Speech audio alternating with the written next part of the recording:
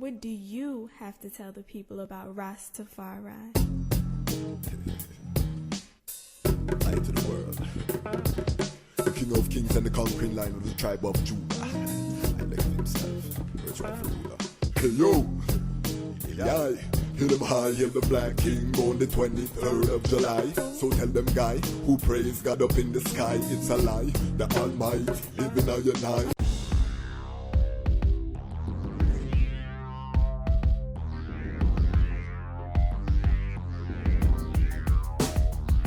Well, lion voice, tell them that's the people first choice. Lion voice, make the lioness them feel nice. Lion voice, with the lion cubs we sacrifice. Lion voice, got to show the people them the life. Lion voice.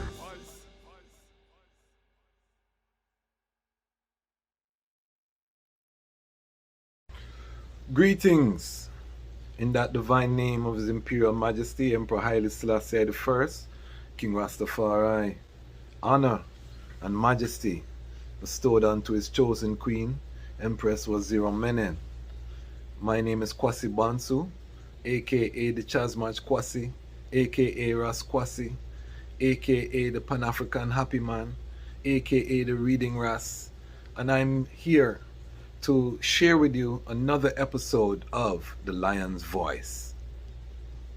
I want to give thanks to all of the recent followers and subscribers that we've had join the Dejazmatch Kwasi ecosystem. I'm an attorney, I'm an artist, I'm an author, and I'm an actionist. So I have many facets as part of this ecosystem, and I'm going to be sharing them with you.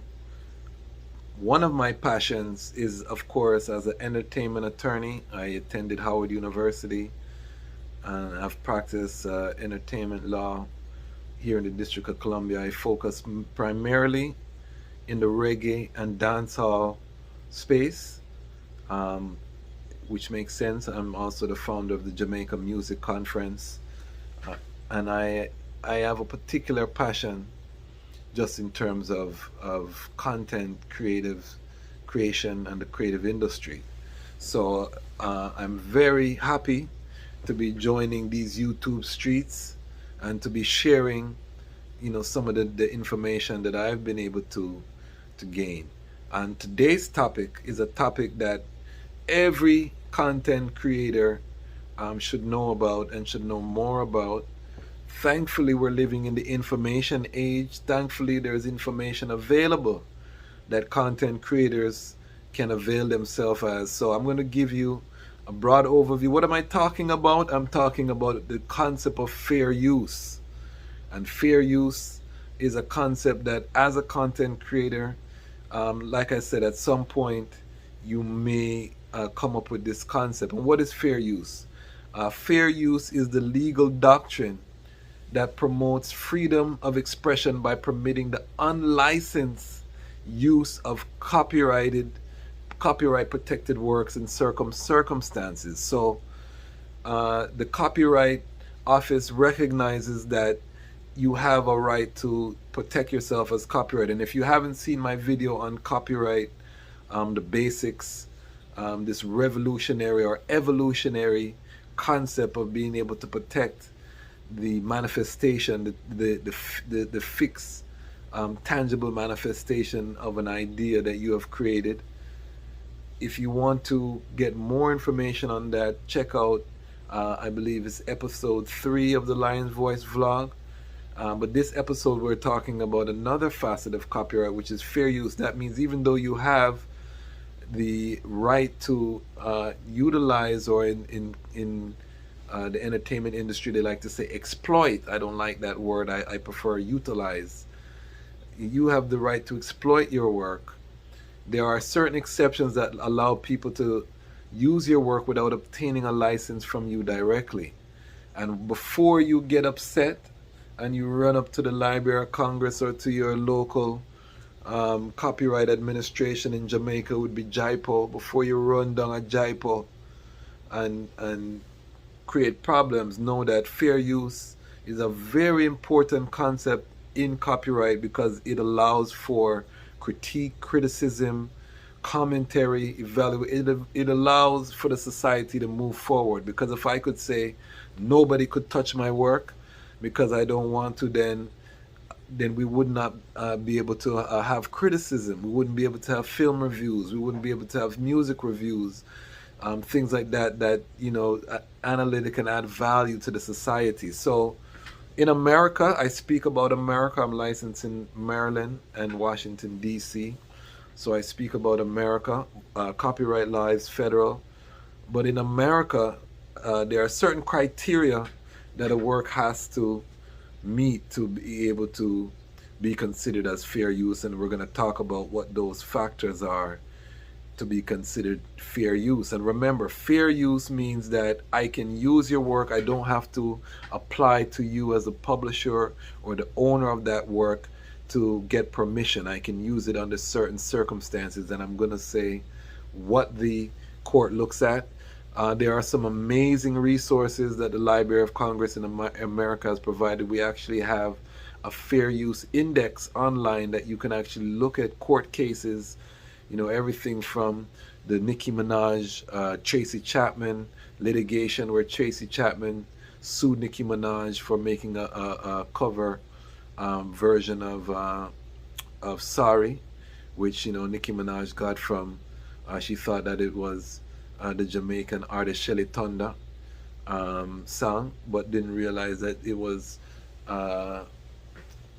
created by Tracy Chapman. And a lot of our Jamaican iconic songs are actually makeovers of songs that were written by US based artists. So you can see cases like that, cases where B.I.G. is getting sued by. There's so much litigation in this industry, and I recommend everybody check out the Fair Use Index, Library of Congress, Copyright Office website. The link is there. I perhaps put a link down in the bio. You can check it out. But let's get back to what is the court looking at to determine. So if you get sued, you have your YouTube channel. You decided to use some copyrighted work. You're doing a film review, a song review. You get a copyright strike. You get taken to court. They want to dip in your pockets. These are the factors that the court looks at, and we'll just touch them briefly.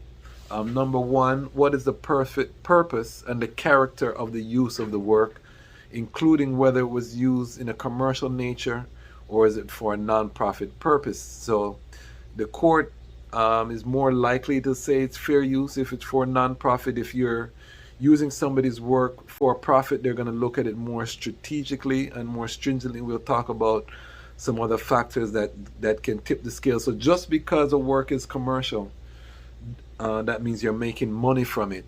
It doesn't mean that the court automatically will say it's not fair use. So that's very important to understand, that not because you're making money, sometimes you can still, and this, again, you have people who do song reviews, film reviews. They're showing actual parts of the film. They're showing actual, listening to actual components of the song, but they're adding their critique, they're adding their commentary, and we'll talk about that. So again, is it for profit or non-profit? Non-profit is favored. For-profit can still go through the door. The other factor under this criterion is it transformative? Is the use transformative? Meaning, are you adding value? You have some YouTube channels right now, they would just see a video like this, they'll just put up the whole video on their channel, they don't say anything, they run the whole video. So basically your content is what the people come to see. They haven't added anything of value to your content, they're just basically using your content. So that work wouldn't be considered transformative because they haven't done anything to change the nature of the work. Whereas, if I'm doing commentary, I'm stopping, I'm adding my own 2 cents to the work. It's adding value. It's pushing the conversation in society forward. The court is going to look at something like that more favorably because it's transformative to the work. I'm adding things to the work that were not there in the original work. And it's not just the work that is providing the value, whether it's educational or whether it's commercial. It's my contribution in terms of interpreting this work, or again, adding some commentary, some criticism, some parody, different things that we're doing that add value and that are transformative. These things the court is likely to look more favorably on. Second is the nature of the copyrighted work.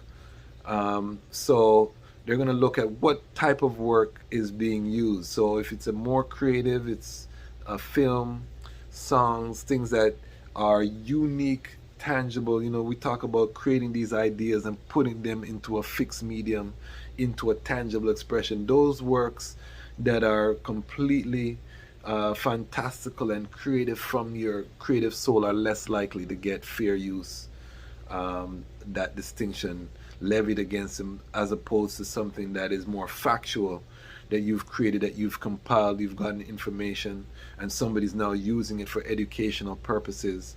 The court is more favorable to that being given a fair use designation than to me taking somebody's song and trying to do something different with it, to try to have it fit under this fair use exception.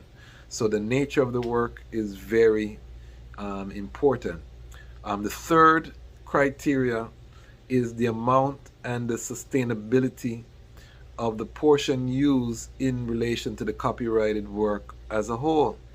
So how much of the copyrighted work did you use? The less is better for the fair use designation, but in certain instances, you might have to use the whole work to provide context. For example, if you're giving a critique, you might need to see the whole work before you can accurately give that critique, whereas other things, you didn't need to show the whole work, and your contribution to it, because it's so small, and the meat is really in the work itself and not what you've contributed, the court is less likely to grant you a fair use exception in those instances. Very important. Fourth, and this is one of the most important in terms of the overall analysis that happens, is the effect of the use on the potential market or the value of the copyrighted work. So does your use of this copyrighted work affect the current market? That means because you have put this in the marketplace, will people go to your work instead of going to the original work to buy it? So therefore you decrease that original copyright owner's ability to earn? Or the future market, is your work going to cut off future potential earnings for your work? An example that I just read on the Copyright Index was the Last Poets Party and BS. I'm not gonna say the full word. I don't love curse, because I'm just blessings I man deal with, so you're not gonna really hear me too curse more time. But Party and BS, you can interpret what that means, which came from a famous Last Poet song. It was a small portion of the song that was turned into a song by Biggie Smalls and Rita Ora, I believe. I think she's an R&B singer. I'm not really familiar.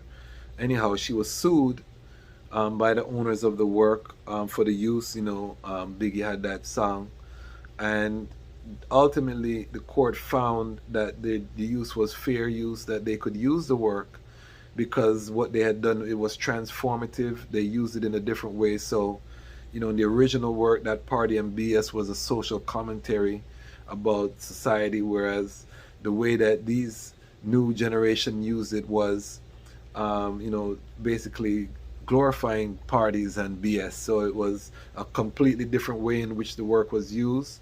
They also found that that was only one line in the original work, whereas they had turned it into the chorus of these new songs.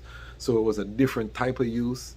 The market for the work, so the people who would want to hear the Biggie Smalls, they're not going to go to the Biggie Party and BS over the Last Poet. So there's no infringement on the earning potential that work would have. So these factors were found in the favor of the Notorious B.I.G. and Rita Ora's transformative way that they use the party and BS.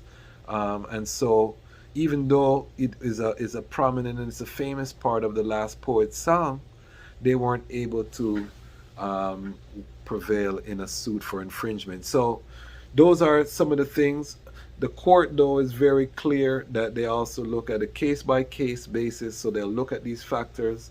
There may be other circumstances that sway them one way or the other, so nothing is set in stone in terms of how fair use is interpreted.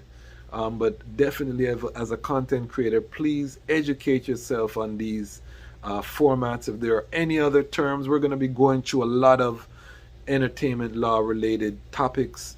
We're going to talk about management contracts. We're going to talk about producers. We're going to talk about the dub plate in the Jamaican industry. I have so much topics that we want to talk about. We're going to talk about branding, trademark, all of it. So over the months, you can see the format on the channel. Sometimes we're going to be doing relationship topics, but anytime you see the Ras put on him suit and him still in him yard, you know that entertainment topic is coming. So we're going to just keep it within that framework. If you have any questions, drop them down below.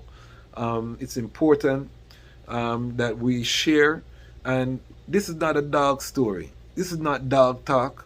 This is time for the lions to tell their story. And this is the lion's voice. Sila. Lion voice.